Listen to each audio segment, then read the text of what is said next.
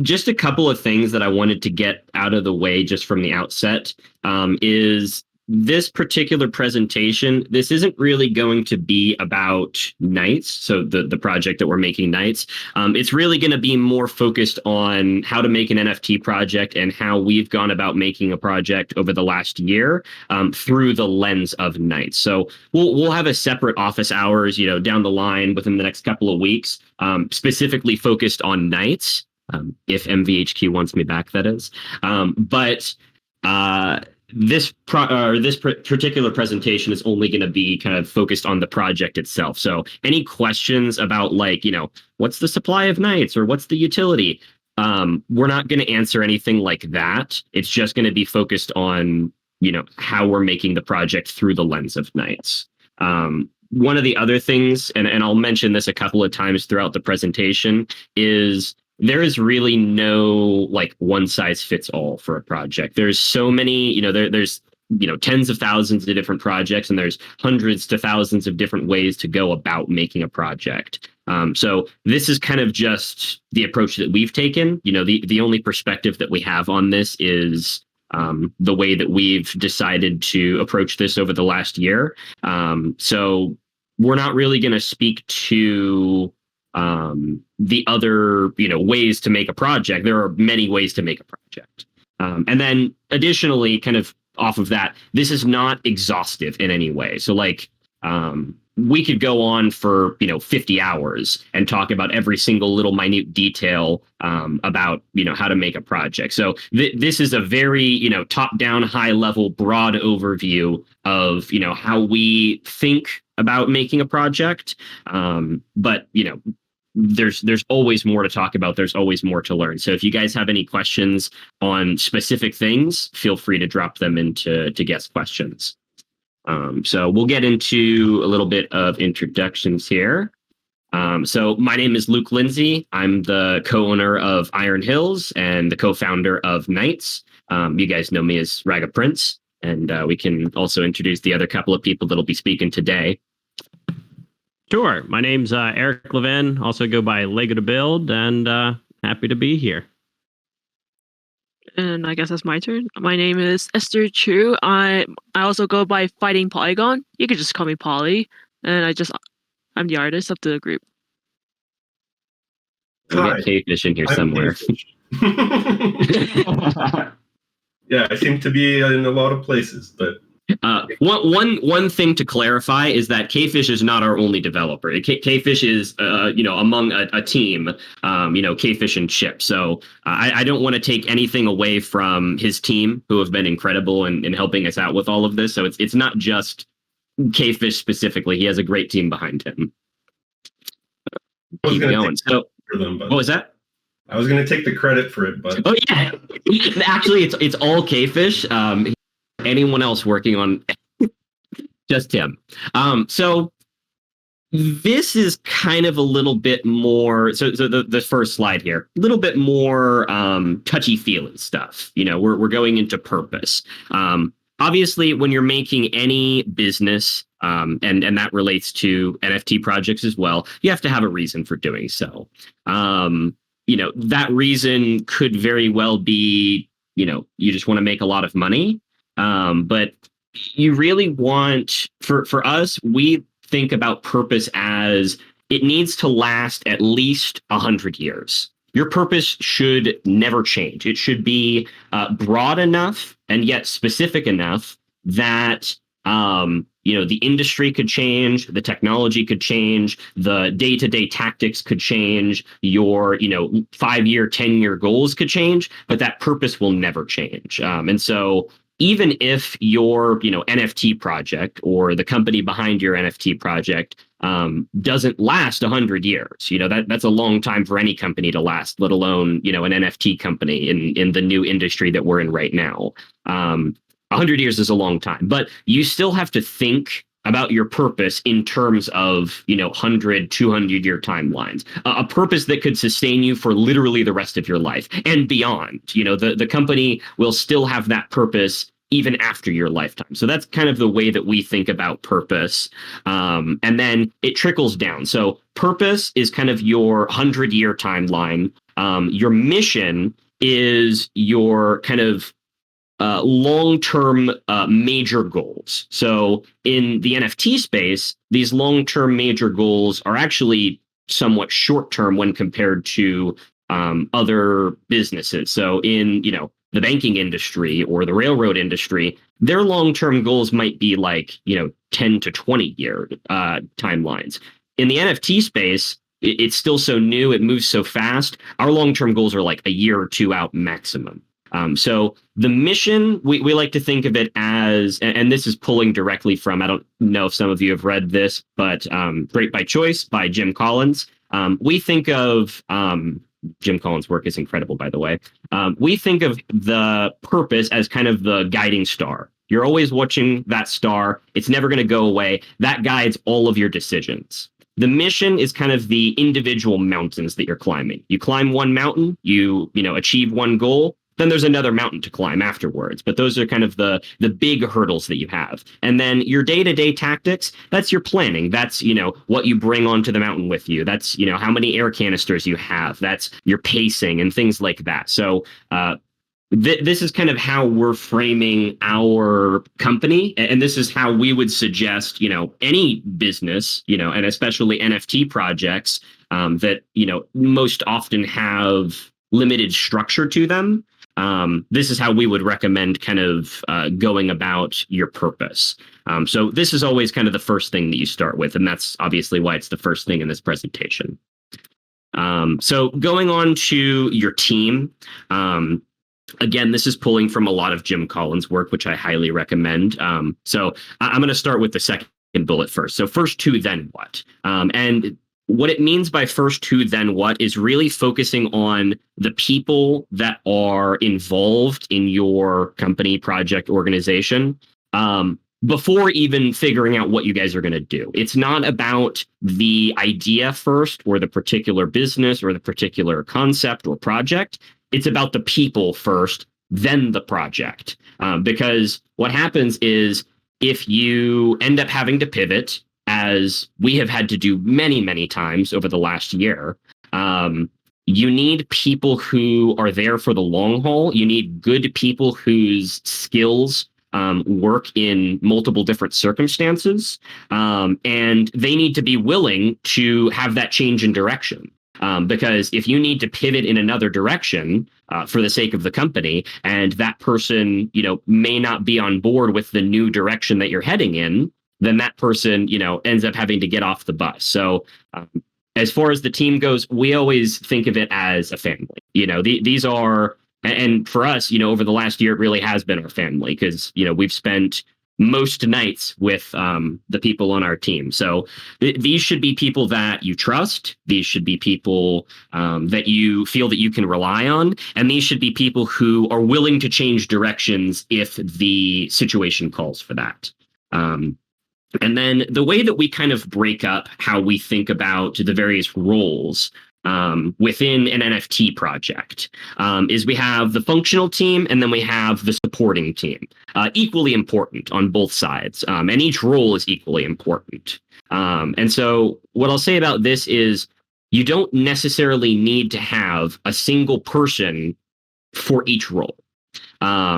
Some of these roles, within Iron Hills, at least, we wear multiple hats. You might be handling the finance, the accounting, and the legal stuff, as Eric does. And then, I kind of wear the DGen / marketing hat. So you don't necessarily need to have, one DGen, one artist, one marketing, one community management, one accounting. You can, kind of wear multiple hats and bleed back and forth between the various roles. But the way that we see it, and as traders within MVHQ and experienced NFT folk, you guys all realize the importance of having a DGen on the team, having somebody who is knowledgeable about NFTs, understands the ethos of the space. Because we've seen time and time again, these Web2 companies, Porsche and, Game of Thrones, to name a couple of recent examples, but there's hundreds of them. And, these Web 2 companies come in and they just don't understand the ethos of the space. So you really have to have somebody who is in the trenches day to day, understands the ethos of the space, to push your project in the direction that you want it to go. I always say, from the DGen's point of view, if you're a trader, if you're in the space, and you're wanting to make a project that you would want. Like make a project that you would want to hold and you would feel comfortable holding. I believe good things come from that. If you would make a project how you would want a project to be, that's kind of how that ends up being successful. Obviously, you need an artist on your team. As far as marketing goes, and we have a slide on marketing later on, but what I'll say about marketing right now is that it's, again, not one size fits all. There's a lot of different ways to go about marketing. And for Iron Hills, we take, or, are beginning to take a more concerted, kind of focused, deliberate approach to marketing. There's a lot of projects out there that's kind of like spray and pray. They just want to, get the word out there as much as they can. We kind of more believe that less is more. So there are a lot of different ways to go about marketing, and it's such a broad topic that we can't cover it super in depth in this presentation. But it is a necessity for your functional team. And then community management, being able to engage with the community, and this is, again, it varies from project to project. You could be engaging with your community on Twitter. You can be engaging with your community through Discord. You can be doing things like what we're doing right now. This is, I would consider, community engagement or community management. So it's about how transparent do you want to be? How do you want to be seen? And then obviously on the business side of things, you need some accounting, you need some finance, you need some legal, especially in terms of the NFT space, which is so, nascent. A lot of the lawyers and accountants, that aren't Web3 native, you could go to one lawyer and say, hey, what do you think about this NFT related law question? You can go to another lawyer and they'll give you something completely different, just because it's so new and there aren't standards set for that yet. So you really have to make sure that you get good legal people behind you, and then, good developers behind you. We've seen a lot of projects who have all the right stuff, they have all the right marketing, but then they flop because they don't have the technical aspect of it. So the development, I would argue, is one of the most important parts, next to, having the DGen and obviously having good art. And then we can talk a little bit about advisors. The advisors, you really want somebody who, and I'll speak to this a little bit later on, but you really want somebody who aligns with your company, aligns with your ethos and the kind of business and the kind of people that you are. We don't, for Iron Hills as an example, we don't want to be associated with, and I'm not going to name any names because that's just not nice, but, the various, shilly people within the community. We really want to align ourselves and have advisors who are going to steer you in the right direction, and bring value to your project and to your brand. And then, equally as important as all of these other things is, I'm not even going to say lowly, but, your moderators in the Discord. You need people who can engage at that lower level on a one-on-one basis with people in Discord, answer questions, keep the bad eggs in check. So these are kind of what we believe to be the essential components of, an NFT team, if you will. And it's that time again for how's the art coming along, Polly?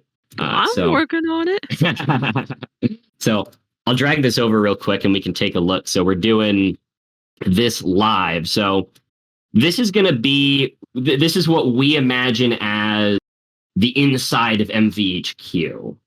There's monitors everywhere. It's a little futuristic. You got, charts everywhere, a couple of energy drink cans. And so this background in the future, as Knights progresses, will be given to all MVHQ members, so that they can use that with their Knights. So we're gonna, continue hopping back and forth between the presentation and Polly, who's doing this background live, and you guys can obviously hop back and forth between it as well. So looking good so far. Ragga, real quick, that is beautiful. Could you do me a solid? So if you hover over your stream here, where you're watching her stream, there's a hide members button towards the center of the screen at the bottom. Just so we can get it's right next to my face on your screen. Hide members right next to the face. Slightly above where you're at. It's a little. There we go. Perfect. Sorry. No, this is perfect. Thank you. Yep. Awesome. All right. Well, we'll keep pulling that in and out every couple of slides. And then one thing that we can do, I think would be kind of cool, is if you guys have any suggestions for things that could be in this background, like while we're making it live, throw something in there. We can, Polly's pretty good at doing stuff on the fly. Oh, no pressure. Don't ask chat, man. We're going to end up with JJ's toes in there. Oh, yeah. I was thinking we'll get JJ's toes, we'll get Bong, we'll get, Oh, God. Maybe a Ghazali just lurking in the background. Yeah. All right. So this is a chunky segment. So the art generation. Knights has handled our art generation, I would venture to say, very differently than a lot of other projects have. So I'll explain it a little bit first in terms of the base models and traits. So if you look at a project like, we'll just take Bored Ape Yacht Club as an example. They have the single base model of the shape of the ape. So that's the single ape shape. And then there are various traits layered on top of that single base model. The traits are all kind of living on a single layer, and then they're layered in order from back to front. And so with something like Bored Ape Yacht Club, where they have a single base model, you can layer traits that will fit that single base model. You don't have to accommodate for different shapes.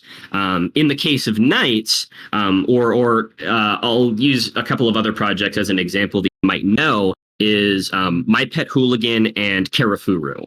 I'm not sure how well either of those projects are doing nowadays, but I recall in the past, both of those projects had multiple different base models. So they had, the bunny from My Pet Hooligan. He was like standing in different positions. Sometimes he'd be holding a bat over his shoulder. Sometimes he'd, have his hand up or whatever. So those different shapes are completely different base models, and it becomes intricate and complicated the more base models that you add, because each base model needs individual traits for that base model. If the base model has the guy, with holding the bat over his shoulder, you can't take that bat trait and layer it onto a different base model where he might have his hands down at his sides, because then, the bat wouldn't work. So one of the things that, we believe sets Knights apart, and the reason why it's taken us literally a year to do our art, is we have 79 different base models in the entire collection. And each base model requires different traits for each base model. So maybe there's a better way to say that, Eric.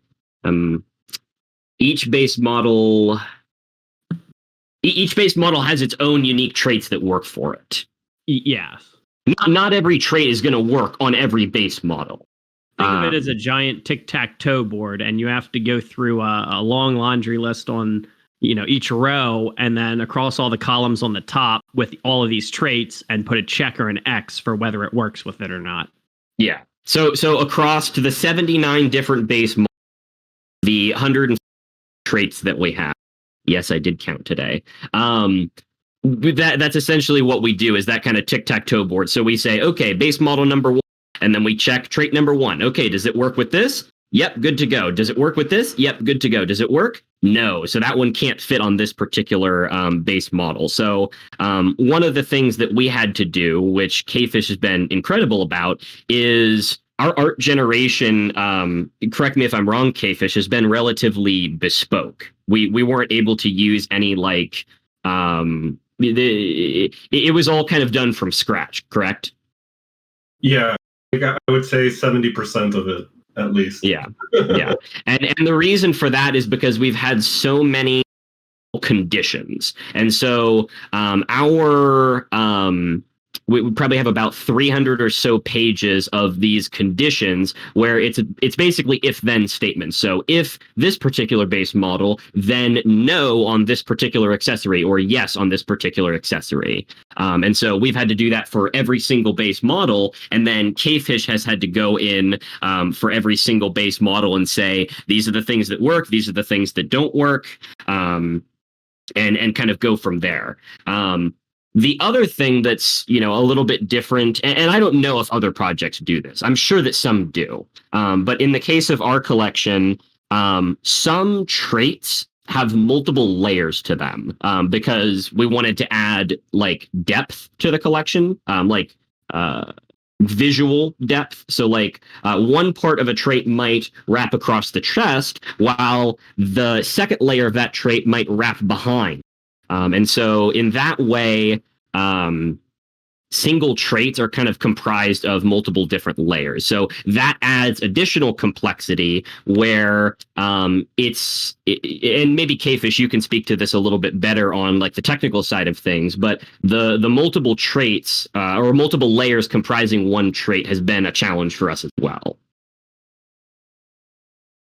And especially because most of the things available to help generate all the assets have to do with basically layer-based and not trait-based. So it's like from back to front, you go and you say like, oh, background, skeleton, clothes, face, accessories, right? But then when you have trait-based layering, you basically have like, oh, there's an accessory that has to be rendered before the body, and layers. So you have to like go back and switch the order of the rendering. So it definitely adds depth and some technical challenges that have been really fun to work through. Okay, cool. So I'll go on to kind of trait variety and trait rarity now. So as far as trait variety, what we mean by that is like there needs to be enough traits in the collection for there to be good enough variety. So like obviously we've seen a lot of projects where all of the floor pieces kind of look the same, or even among the rare pieces, they all kind of look the same. So for us, because we had those 79 different base models, we were able to do relatively minimal, and I say minimal 140. I know some projects that have upwards of 400 or 500 different traits. But because of those 79 different base models, it allowed us to do relatively minimal traits on top of those base models because there was already an extreme amount of variety from the base models to begin with. So, and this, particular point is just something to keep in mind. I don't think that there's necessarily much for me to speak on here. It's more of just keep that in mind when you're making a project. You need some kind of trait variety in there for the floor pieces not to suck. And then, this kind of ties closely in with the trait rarity is that you want rares to be rare. And at the same time, you need to balance that with the floor pieces still looking good. So, for us, those 79 different base models really helped out in that aspect where, on average across our collection, it probably, each base model only shows up at maximum of like 100 times. So, you want, and I'm kind of going in circles here. The trait rarity, you want the rares to, and I'll use Azuki as an example. You want the rares to feel rare. You want them to look special. You want them to, connote some value. You want the whales to want those kinds of, you want people to be willing to pay for those higher tiers. If the rares look the same as the floors, or if the floors look so good that the rares aren't differentiated enough, then you have a problem there. So it's a balance of making sure that the rares look rare, and yet at the same time making sure that the floors still look good. You want the whales to be happy, but you want the floor people to be happy as well. And then Eric kind of talked to this a little bit earlier, but our quality assurance passes have been those things like, the tic-tac-toe board, essentially, where we have to go through every single base model and trait individually and say, does this work with this? And then when we go through and we generate the art, we have to look at each individual piece and say, yes, this trait technically works with this base model. It's not clipping. It actually fits. The shadows are all correct. But does it actually look good? So there's, been multiple different passes over the last probably 4 or 5 months or so for us to say, on a technical level, yes, the layering is all correct. This trait can fit on this base model, and we're starting to get to the point now where we're looking at the aesthetics. Does this even look good with this? And so those are kind of two things that for us have been, I'd venture to say, a lot more significant than other projects that have single base models or fewer base models. But it's a necessary step to make sure that the art looks good in the end. So I'm going to pull back over Polly's thing, and looks like we're just getting some shadows in right now, and we're getting the floor done. Awesome. And I don't know if I can zoom in through this, but is that like a little MVHQ logo on those energy drink cans? I borrowed some design elements from it. One of the things about this is we wanted to make it a little more subtle, the MVHQ vibes for this, because I saw a lot of the things that MVHQ has done in the past with other various projects, and the way that those other projects went about doing MVHQ traits is typically they would just like have one of their normal traits and like slap an MVHQ logo on it, which is cool. It shows off the MVHQ branding. But we really want this particular background to show off more of like the ethos of MVHQ as opposed to just, easily slapping a logo onto something that was already there. So we'll come back to this in 15 minutes or so. I want to leave probably the last 10, 15 minutes for questions if I can continue getting through this. So I'm going to go to the next slide, and we have a little GIF here of the art actually getting created. So you can kind of see, and I'll wait until it loops back around. But you can see when the hand gets created, for example, we have the back of the hand, then the gun comes in front of that hand, and then the front of the hand wraps around the gun. So that was kind of what I was talking about, is single layer or single traits being comprised of multiple layers. Right there. So same with this base model, is there's probably 5 or 6 different traits that comprise this single base model. And I forget what we ended up calling this one. Eric, are you able to hop over the spreadsheet real quick and see what we ended up calling this one? Let me take a look. Yeah. I know what we were going to call it, but I forget what we changed it to.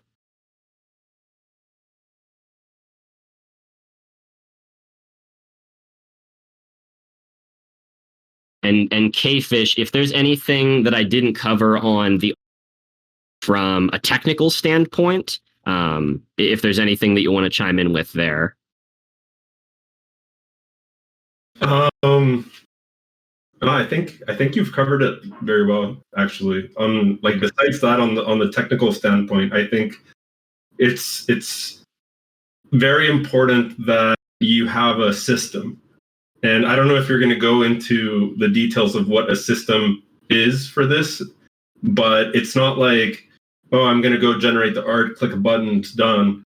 There's a lot of right? Oh, yeah. I'm probably going to butcher the name, but it's spelled, I believe, BAHAMUT. Oh, Bahamut. Yeah.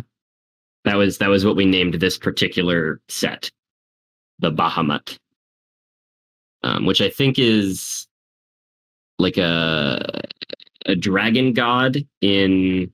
Yeah, it's based on like the mythos of like, oh, it's the king of dragons or something. Yep, that's what it was. It was the king of dragons. All right, we will, unless somebody wants to keep watching this pretty GIF here for the next, minute or two. I'll hop to the next one. So getting into a little bit about branding. Branding in its simplest form is just how you present yourself. It's the way your kind of outward, not just your appearance, but that does play a part in it. But how you talk, who you align yourself with, the kind of person you are, how you are essentially perceived within the NFT space is your branding. Your brand is you. And for us, we have the company Iron Hills. The way that Iron Hills and the way that Knight interacts, and the way that we interact as people within Iron Hills is all reflective of the project. It's reflective of the brand. So you want to give some attention to kind of the way that you're perceived within the space. And I don't mean that in like an egotistical way, like you want everybody to think that you're top dog. We kind of think of it more as you want to be trusted within the space. Branding for us, at least, comes down to trust a lot of the time, because it's extremely hard once you lose that trust to regain it. Unless you're Zagabond, of course, you can always, you can do whatever you want if you're Zagabond. But we've seen a lot of projects in the space. They flop at one point, or they mess one little thing up, or they say one thing wrong, and they get castrated for that. So for us, we've kind of taken the approach of, and I'll speak to this a little bit later as well, not doing or not, publicly going out with things until we are absolutely certain, until we are absolutely ready to make them as good as they possibly can be, so that there aren't any flubs and there aren't any, issues, because it's hard to come back from those flubs. And then, under this kind of category of branding is, your Discord, your website, and your Twitter, because those are kind of the main things that people are going to go to. Your Twitter is kind of like your first line of defense. So when somebody's finding a project within the space, 9 times out of 10, they're finding your Twitter first. And so they're going to look at probably like your 2 most recent tweets. They're not going to scroll through a bunch of them. And if your 2 most recent tweets are just like, retweets of some giveaway or something like that, then that has a certain impression on people, or if your 2 most recent tweets are, cool images or a video or some lore or something like that, then that has an impression on people. And so branding is really just how do you want to come across to your audience? And then, that bleeds down into your Twitter being kind of your first line of defense, and then your website and your Discord being kind of that second line that people go to. So if you get enough interest from that first line of defense from the Twitter, then people will go to your Discord and they'll look further into it, and then they'll look at your website and learn a little bit more about the project. But if your Twitter isn't spick and span, if it isn't interesting from the jump, then and this is the unfortunate reality of the NFT space is 95% of the people here, they're just here to make money. They're just looking for the next good flip. And so if you don't have 20,000 Twitter followers and you're not getting 1,000 retweets on every single post, somebody might discredit you right off the bat there. So that's kind of an important thing to keep in mind is, how do you want to come across and who do you want to align yourself with within the NFT space? Knights and Iron Hills, we've been very, very deliberate about aligning ourselves with not necessarily as few people as possible, but only people who have the same values as us. We want people who kind of are in the space for the long term. We want people who are treating this more business-like, more professionally. And so, MVHQ is a perfect example of that. And MVHQ is, one of our very few partners. So what I would say for, anybody trying to make an NFT project and work on something like this is be very deliberate about who you align yourself with and make sure that they align with your values. If, for instance, you have somebody that could pump your project, but they are perhaps a less than ethical influencer, we would never, step in that direction. We just, we want the most morally sound partners that there is, because those are the people that, we would like to be around. We want people that are like us, essentially. And so I guess I could say, if you're not morally sound, or, if you're in this, NFT space just to make money, or making a project that is just to make money, sure, go with the shilly influencer. I have no love loss about that. And this is always, give me 1 sec, I'm gonna get some water. This is always the big point, is the marketing. The way that we have approached marketing has, and we haven't necessarily begun our marketing yet, but the way that we've been thinking about it for the last year or so is it's always going to be a balance of your long-term goals and your morals and the short-term necessity for hype. We're not naive to the fact, and I don't think any project should be naive to the fact that you need that hype, you need that mystery, that intrigue, because that's what drives interest in this space. But you need to balance that with transparency. You need to balance that with, professional business-like conduct. And you need to balance that with your long-term goals. We never want to sacrifice our long-term morals for, short-term shilling, or the other way around. We never want to sacrifice that short-term mystery and intrigue that may drive price action, or may drive interest in the project for, we're doing this thing 5 years from now, or something like that. So it's not one or the other. It really has to be and, if you're, treating this project the way that it should be treated, and really trying to make this a sustainable long-term business. It's not, we're going to focus more on long-term goals right now and then switch to short-term, or we're going to focus more on short-term right now. It's really both. You need to have both. I kind of spoke to this a little bit earlier as well, but for us in the marketing department, less is more.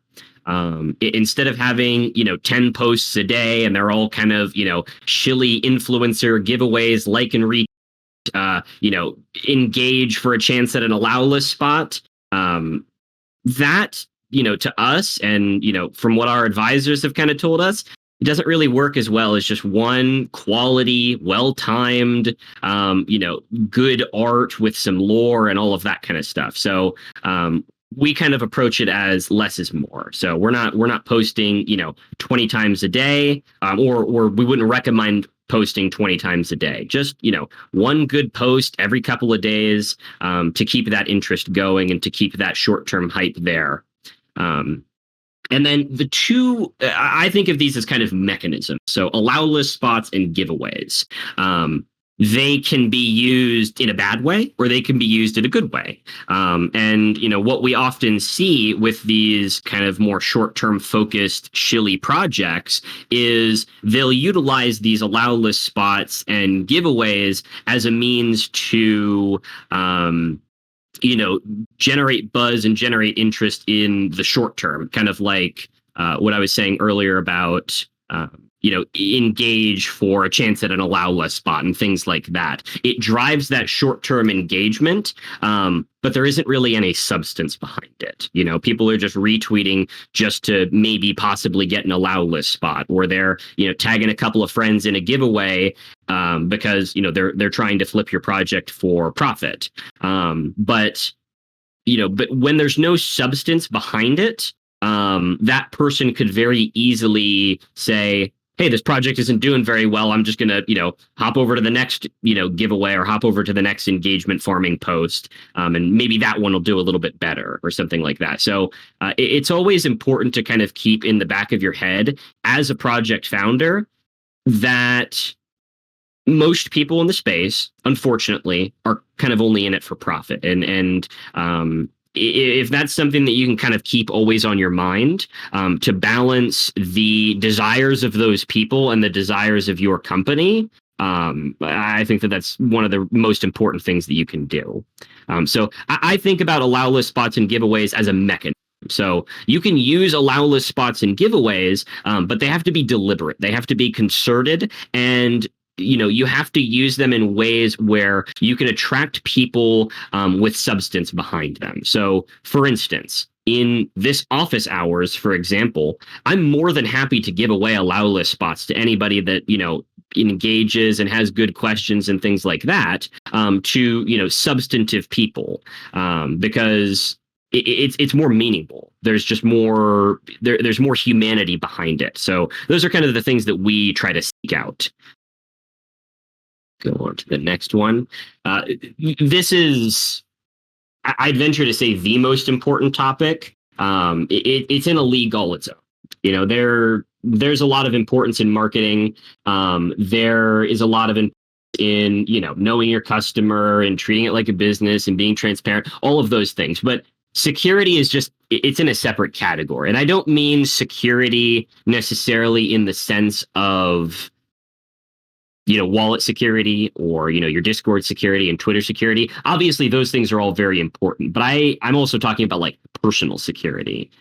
So as a project founder, and I recall listening to, actually it was the fucking Metaverse podcast with the Yuga Labs founders. They were talking about how after, Bored Ape Yacht Club launched and it did really well, a couple of months passed, these guys had to like really treat their security and their like personal security very seriously, because there would be like weird threats here and there, or there might be somebody trying to scale the walls of their house or something like that, or somebody trying to hack into their phone, and all of those things. So as a founder, especially if your project does really well, especially if there's interest behind it, you kind of have to be, you kind of have to expect to be a target for those few bad apples. If you're a good founder and people are happy with you and you're treating this professionally and you're transparent, you'll certainly have to deal with less of that. But there will always still be the haters, and there'll still be the weird people on the internet. So it's something to keep in the back of your mind. It's not something to treat casually, and it's something to expect. You just have to expect the haters. You have to expect that you will be a target of hacks or whatever. And then I'm not going to talk too much about like technical security, like multi-sig wallets and two-factor authentication, and not using like the text message on your phone for two-factor authentication, and instead using an actual authenticator app, using a cold Discord account for server ownership, using security bots like Pandas, for instance. Those are all kind of I would venture to say relatively common knowledge, and it's not something that I feel the need to speak to really heavily. But I just want to emphasize how important personal security is with all of this. If you are a founder and your project does really well, you need to expect and be prepared and plan accordingly for the inevitability of weird people on the internet. And Kfish, this is your turn. I get to take a break and drink some water. All right. Well, on the development side, there's a lot more than throw a contract together and it's done. There's a lot of let's say it's the Wild West out there, and a lot of people hiding behind anonymous handles that are quote unquote devs and do the fancy copy pasting, and they can get stuff out, but that's the sort of stuff that you're going to be risking a lot with. There's I can tell you there's been over a dozen people that have come to me in like the past months saying like, hey, our previous dev rugged us. Like how much would it cost to what, and it happens more often than not. There's people that are rugging projects. There's people that are rugging founders. It's true. And then there's rugging founders too. As in like, I'll not get into that. But how to find a developer? You want to look for someone that has some form of referral to someone that you know and trust. Ideally, someone that's willing to put on their webcam on in the first call. Something that I always do when I'm meeting with someone for the first time. It's like, hey, I'm a human being, and I'm putting my face here so that you can see that I'm it's connecting beyond just the what's the work that has to be done. This is the price, and you go off and trust someone and pay them, right? And they can rug you after that or whatever. So you want to look for someone that you can trust. This person is going to be, and this person or company, right? Because sometimes an NFT company can be building something that one collection is only part of an ecosystem that's going to grow. And you want to make sure that whatever's built iteratively, so it's like if there's going to be an initial collection that's launching, but there's more things down the line, that you launch whatever initially with the thought of there's going to be more. So if there's anything that has to do with like future technical integrations or future, like usage and flexibility, that's something to take into account. There's a lot of developers that take in like a request form. It's like, give me these details and I'll give you an output. It's like ordering a burger at McDonald's or something. And those are the type of like developers that you can find as freelance that usually won't be putting in the input that they could to help you succeed, but they'll just be putting in the time to get what you ask them to be done. So there's a difference in finding someone that understands your goals and can help you build towards them than finding someone that's just going to build whatever you tell them, even if it's wrong. It's like, hey, just waiting for that payday. And then, it's like, oh, you told me to build this, so I built it, right? A lot of if I can interject, yeah. Similarly with advisors, you want developers who actually believe in and are interested in your project. Yep, and that won't tamper with the metadata to make sure that they mint the one of ones, because you don't know how easy it is for projects to not even realize the power that a developer has behind the collection.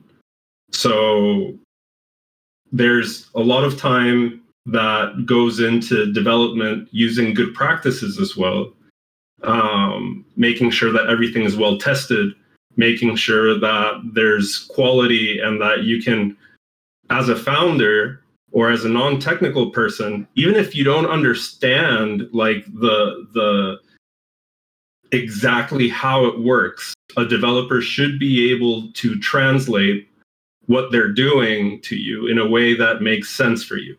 So it's like, oh yeah, we're in the testing phase, or we're deploying to testnet and we're going to run some automated test against it, or like using English to describe what they're doing instead of it's like, oh no, it's still in development or it's just in testing. You wouldn't understand, right? The communication is very important. Yeah. The expected cost, a lot of times you get what you pay for in the software industry, but a lot of times there's people out there that are also like doing cash grabs, right? It's like sometimes I've been approached by someone for a contract audit, And, they're telling me that they paid, somewhere around 9 to 10 grand on a standard NFT collection contract, where that standard NFT collection contract is the most standard NFT collection contract. It's like there's nothing about, security around it, nothing like special functionality. There's nothing around like different phases of things or allow lists. Like literally, I remember it was the most standard NFT contract you could find. And it obviously took someone copy, paste, and rename, of the standard to get that contract out there. So it's like you don't always have to go with your first choice. And, you need to have some form of frame of reference of what the price to the work is. And it really helps if you have like a developer friend or, resource or referral, someone that you can ask questions to instead of going with whatever, someone says. Now, on the other hand, you can expect to pay, upwards of that amount depending on what's being done, right? Like if there's multiple contracts involved, if there's more work than just the contract, but if there's like contract plus website plus layering plus like auditing or security or infrastructure, there's the costs can start ramping up. And if you depending on what you're doing, it's also surprising to some people, like, oh, I can't believe it would cost me this much to do what I thought was just like a go and mint.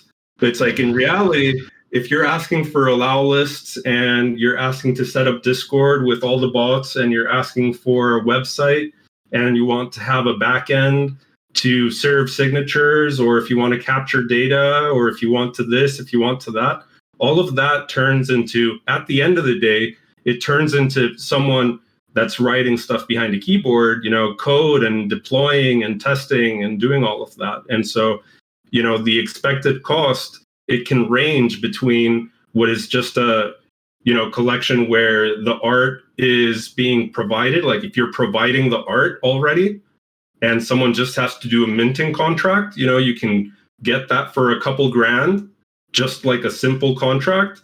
And then you host things on IPFS or wherever you want to host the images, you write the metadata, right? And all of that's hosted. Then, that's one thing. But if then you need to add on the image layering, and then suddenly it's like, oh, the tools that are out there to do image layering today that are quote unquote, acceptable, do a pretty good job at this, like back to front layering, but not this trait layering that we were talking about. Or if there's a lot of rules, like, oh, include this with this, but exclude that, right? Like I want, whenever this happens, I don't want this trait to appear, or whenever this trait appears, I want this other trait to appear, like a 50% chance more. Like if you start getting into those details, then the standard software that people have come to accept for layering just doesn't cut it, and it can raise the prices. Because it does take a lot of time to set up and to write something like, like a layering program for all the logic that you might need. When it comes to expected time, I think that it's also going to depend on scope, right? Whenever you have a software development project, and NFTs do have the software component, there is scope. And scope is basically everything that has to be done. So the more the scope, the more time. So I think that if you shouldn't wait for something to be done in like a week, unless it's very small scope. It's like, oh yeah, I just want the standard contract and nothing else. Someone can get that done in a week. like express, but even then you're not going to be auditing it and within a week. And audits are super important. It's like we were talking about this, Luke, right? Where it's like it doesn't matter that you trust your developer. Any developer out there worth anything is going to tell you that they would be happy to have their code audited, because it's basically you're writing a contract, something that people are going to be interacting with, and it has financial, implications. You want to make sure that you didn't skip a beat and that you audit every single contract. So that's super important. And I know that it's almost time, so I'm going to give it back to you, Luke, unless there's something that you think I missed.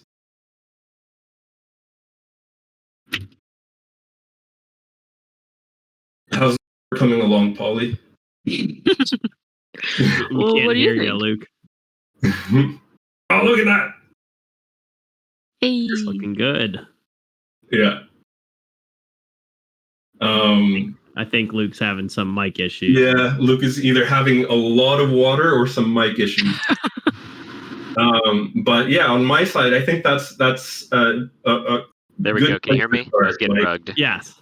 There you go. My Yeti was rugging me, so I had to switch back to my other headset. Sorry. Oh my god. All right, back to you. We're back on the art. It's looking good, Polly. Yeah, I mean, there's not much else I could do other than just like go into like the actual refining stage and clean up the lines. Yeah. We need to clean it up a little bit. Obviously, make it crisp and stuff. But no, it looks great. And the thing about a background is we want to make sure that it's not like it doesn't take away from the night, but that the night doesn't cover up things in the background and take away from the background. So. This is kind of what we imagine, the inside of MVHQ looking. There's a lot going on. We have all of our monitors. We have our energy drinks. Maybe someone's playing Dookie Dash in the corner. Sliding there. Awesome. Yay. Awesome. Well, you guys will definitely see that down the line.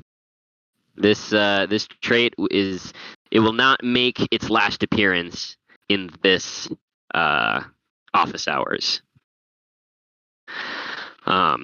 And then we'll get into a couple of the last slides here. I know we're a couple of minutes over. We're almost done, and then I want to leave like a couple of minutes for questions, or if THC has anything. And this is kind of, some of the things that I've been emphasizing throughout this entire presentation. But the pricing and release structure, more than anything, more than the development, more than the art, more than the marketing, is really not a one-size-fits-all. If you are if you're Elon Musk and you're dropping a 10K collection, you could charge whatever you want. If you're and we even saw this with I think a perfect example of this was the Donald Trump collection. It was the whether you like Donald Trump or not, I'm not going to get into that, but he is a big name, and he does have a lot of followers and people who like him and people who are willing to pay. I think it was like $99 per for a 40,000 or 45,000 piece collection. So you have to gauge your particular circumstance, what it is that you're delivering. If you have some crazy new tech that's going to completely change the space, and that people are going to use it and know that people are going to pay for it, then you have to price accordingly. And similarly with the supply, we saw obviously we're in kind of a bear market still, and so projects you have to be willing to adapt. You have to be willing to pivot. I'll say it because this isn't the plan anymore, but early on, back in January of 2022, February of 2022, when we first started working on this project, I mean, we were thinking big numbers. We were thinking big numbers. And that's because that's what the market could stomach at the time. And so, we had to, adapt what we were delivering accordingly. And we had to adapt with the market. So if you're a project founder and you're not, and this comes back again to, being a DGen and having a DGen on the team, you need to be in touch with the market. If you're not in touch with the market, which is what we see with a lot of these, Web 2 companies, you'll end up charging, 0.911 for a 7,500 piece collection if you're Porsche. And you're just out of touch with the reality. So it is similarly to the marketing, it's a balancing act. There's no one size fits all. You have to gauge, your, potential supply. You have to gauge your long-term intentions. You have to gauge the funding that you need in order to deliver what you're planning to deliver. If you need, say, $1 million to, make your product and become a sustainable business, then you kind of have to plan accordingly. And Kfish spoke to this a little bit earlier when we were talking about the development stuff, but you really have to plan with the future in mind when it comes to your business and the sustainability of it, as far as like royalties go and pricing goes, but also as far as the development stuff, which Kfish kind of alluded to, is you want your contracts and you want your business to be scalable. You don't want to have to down the line, switch over, your contract to something else because you didn't make your contract adaptable to begin with. So I think the theme of kind of your pricing and your release structure is really, there is no one size fits all, and you have to be willing to pivot and you have to be willing to adapt, and you have to be prepared to pivot and adapt and, plan for it. It's not that, you have to try to force the current path that you're on. It's that you should expect that you're going to change the path and be prepared for when that happens inevitably, because it will happen. So that's one of the biggest things that we've kind of taken away from this whole process over the last year is change isn't something necessarily to be feared or to push away and to try to not change. Change is something to prepare for, and change is something to embrace and to expect.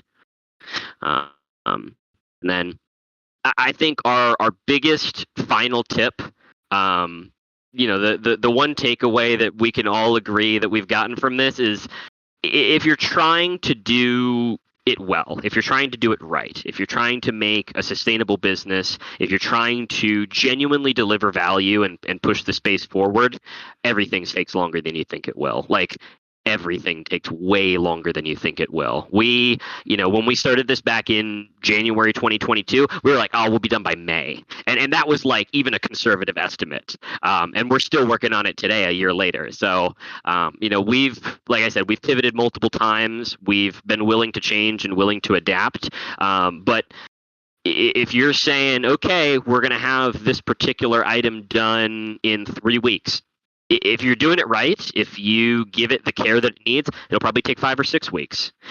So that's something to keep in mind as well, is, everything takes longer than you think it will if you're really trying to do things right. I know we're about 8 minutes over, but if there's any questions from guest questions or anything from UTHC or anybody else wants to, pop up their mic and talk to us directly, we're happy to answer any questions for as long as there are questions. And I'll probably hop into VC afterwards if any of you guys want to talk about any of this stuff. My DMs are always open as well. Very cool, man. Fantastic presentation and information here. I'm not seeing many questions or any questions in the guest questions channel, so I'll ask you a few here. One of them that kind of popped to me as you were going through it was when you were talking about advisors, just how important it is to find somebody that kind of gels and meshes with your team and stuff. How do you actually go about, or how do you recommend people go about finding advisors and contacting them? Is it just cold DMs to Twitter follows that you like, or how do you recommend people go out and seek those advisors? So I think there's two main things. First is, for me personally at least, on Twitter, as far as Twitter goes, I only follow people that I like and trust. I'm not following like all of the, what I would consider to be like shilly influencers. So I only follow people who I believe to be, high moral standards, or people that I would trust to advise, me and our project. So that's kind of my my starting place, is the people that I already trust to provide me with information in the space. So, I'll give a couple examples of people that I particularly like is, Zeneca. I trust his judgment on things in the space. I already read his articles. He has good opinions. He has a strong company. He has strong morals. And obviously that's the reason why Zeneca is one of our advisors. We're not, I'm not going to keep that under the hood. Zeneca is one of our advisors. And, somebody like, for instance, Swambat, Daniel Tenner, he's, very different from Zeneca, but he has a very, blunt and professional and VC and startup focused approach to the NFT space. And so as far as advisors go, you want people that you can relate to morally. You want people that have different opinions. If you have multiple advisors, or even one advisor, you want somebody who's going to give you different advice than what you already have. If you get an advisor and that's just like an echo chamber and they're like, oh, you guys are doing a great job, everything that you guys are currently doing is amazing, you probably have a bad advisor, to be completely honest. If they're giving you the thumbs up on everything that you're doing, they're not doing their job right, or you just found a shitty advisor. And then, sorry, THC, what was the second part of that question? How do you go about contacting them? So how do you reach out? How do you? Okay, yeah. So as far as reaching out and contacting them, one of the things that you really have to keep in mind is the big advisors. And again, I'll use Zeneca as an example. These people are busy. These are very busy people. These guys have, Twitter spaces and meetings and calls and minting and all of this stuff, wall to wall. So if you're really trying to find a good advisor, or somebody who has made a name for themselves in the space, they're going to be very busy. And so I think the best way to go about contacting somebody like that is being considerate of their time. It shouldn't be like and I think a lot of, you guys will relate to this if you guys are founders or, bigger names in the space, is somebody will message you and say, hey, can I ask you a question? That's like the easiest way to get not a response. So you have to state up front, hey, this is what I'd like to do, this is what I'd like from you, this is what I can do for you, because humans are whether they're more selfish or less selfish, humans are inherently selfish creatures. And so you kind of have to approach those kinds of conversations from like, hey, this is what I can do for you, this is what I would like you to do for me, short and sweet. And usually that's the way that I would recommend going about it, is just being considerate of those kinds of people's times and positioning your sort of pitch in a way that is meaningful to them, in a way that they would like to be involved with. Somebody like Zeneca, he doesn't advise projects that he doesn't align with morally, and I wouldn't expect any I'd say good or moral advisor to do that. They're only gonna, similar with good investors or good advisors and good investors, they're only going to invest in and advise companies that they actually believe in. So you have to kind of make it make sense for them, and realize and kind of think about it from their point of view is how I would say to go about it. Think about it from their point of view. And I'd also say that a lot of times they'll even have like channels that they suggest, so a lot of folks who know that they're in those kind of positions, they'll have like an email or, hey, this is what you title it, or go here and schedule something for 15 minutes. So it's doing your homework prior to reaching out and kind of, documenting those things down, and like Luke said, have things short and sweet to the point, and patience when you're interacting with them. Because like you said, they're generally very busy. Yeah. Love it. Thank you, fellas. We do have one more guest question here from Poppy. Do all marketplaces have a similar process when it comes to setting the royalties? That's a heck of a question right there. We were just talking about that last night. Eric was like, we should have a whole tab on royalties. So the thing about royalties with the various different marketplaces to keep in mind as a founder, the thing to know right off the bat with that is the concept of royalties, as you know, many already know. The concept of royalties is not like at a contract level. You can't enforce royalties at a contract level. The concept of royalties was kind of created by the marketplaces, and thus has been started to be taken away from, by the marketplaces as they're, competing for this market share. So the various marketplace. So Blur, to my understanding, they do a flat 0.5% for every single project, and then they have a registry where you have to jump through a bunch of hoops, and you can get your royalties or your normal royalties through Blur. To my knowledge, I haven't ever seen that actually being used. Kfish, correct me if maybe you know a little bit better about Blur's registry, but I've never actually seen where you can enforce royalties on Blur. Yeah, we don't have to go too deep into the weeds, but yeah, it sounds like it's a headache and a half if you don't know what you're doing and you're not prepared for that. It's a full headache. Yeah. Okay, full headache. All right. Like 3 headaches and a half. Yeah. Headaches for everyone. It's definitely a tough situation, and as a founder, I think it's just something to keep in mind and keep tabs on the various different marketplaces, and I think keeping eyes on the big players in the market, keeping eyes on Yuga Labs, keeping eyes on Azuki and Doodles and Clonex, and keeping eyes on projects like that and how they respond to royalties. For instance, recently with these sewer passes, the sewer passes aren't tradable on Blur and they're not tradable on LooksRare. So you have to be aware of those various kind of paradigm shifts within the NFT space, and that kind of can inform your actions and how you go about royalties for your project. Love it. All right, I'm going to ask one more question here, kind of bring us full circle, just bring us home. And it kind of goes back to the first point that you brought up, or one of the first ones. So I want to see, because it sounds like sort of two conflicting concepts, where you kind of want to have this 100-year idea or outlook or beyond that for your project, but then you also want to be flexible and be able to move with the space. So I just wanted to see if you had, I guess, any advice or anecdotes or stories or anything like that, just for that specifically, finding the balance between those two key areas. Yeah, it's tough. And I think what I would go back to there is the concept of the purpose, the mission, and the tactics. So the purpose never changes. That should be broad enough and grand enough to last you a lifetime.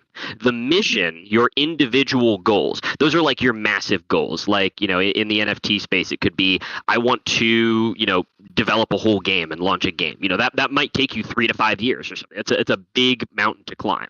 And then the tactics are your small day-to-day stuff. How do you conduct yourself on a daily basis? How do you, spend your time? What, the various developers that you're using to make that game, and the various connections that you're making in the space to make that game, all of the things that enable you to climb that particular mountain. So it is, an incredible balancing act, like I said, with the kind of long-term morals and long-term goals balanced with that short-term necessity for the hype. It would be naive of a project founder to say, oh, I'm not going to play the hype marketing game, and not indulge in that because I'm so moral that I don't want to do that.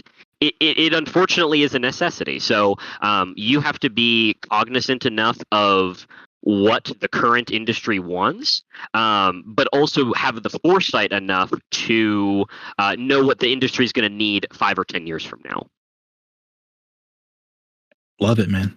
Incredible. Yeah, very insightful. Great job on everything. You want to maybe check in with Polly one last time and see how things are going? Yep, let's pull up the art one last time. I don't think it's changed too much from where we were at last. No, not really.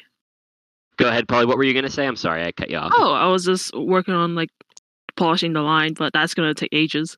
Yeah. So I mean, each of these backgrounds probably takes a good 5-6 hours for each of these backgrounds. This is just the start of this. So we'll clean this up a little bit later, and you guys will definitely see this again. Just even where it's at right now, this being done live in front of us is incredible. That's a very awesome experience. So thank you, Polly, for sharing this with us. It's really cool. Oh, thank you. It was my pleasure.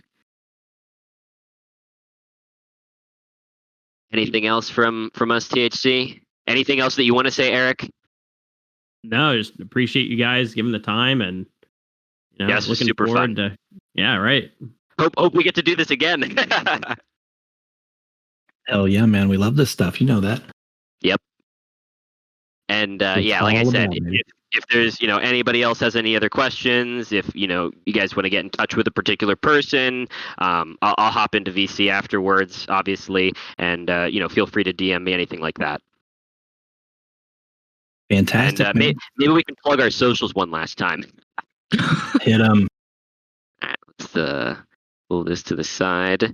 All right, we got discord.gg/Knights by Iron Hills and twitter.com Knights by IH. So I'll pop both of those into Office Hours chat real quick for everybody that wants to see that. And currently, our Discord is closed down.